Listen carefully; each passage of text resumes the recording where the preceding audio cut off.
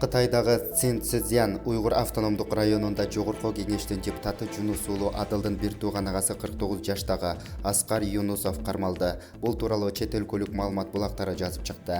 Маалыматка караганда 49 жаштагы тарыхчы Аскар Юнус Шинжандагы социалдык илимдер академиясында иштейт. Аны Үрүмчүдөгү үйүнөн ноябрдын аягында кармап кетишкен. Ал кыргыздын 19-кылымдагы тарыхы тууралуу бир топ илимий макалаларды жарыялаган. Белгилей кетсек, Кытайда уйгур, казак жана кыргыз улутундагылар кармалып, кайра тарбиялоо лагерине жөнөтүлүүдө. Кытайда туугандары бар жарандар менен акыйкатчы жолугушкан. Булак факт KG. Бүгүн 5 декабрда Кыргыз улуттук университетинин номер 8 окуу корпусунун жанында эски унитаздардын таштандысы пайда болду. Кактус медиага комендант Чолпон Жунушевага байланышканда унитаздар чынында эле жаткандыгын тастыктады. Окуу корпусунун жанындагы жатаканада оңдоо-түздөө иштери жүрүп жаткандыктан таштандылар сыртка чыгарылып жатат. Жакынкы аралыкта иштер аяктап тазаланат, дейт комендант. А такое можно увидеть только в национальном.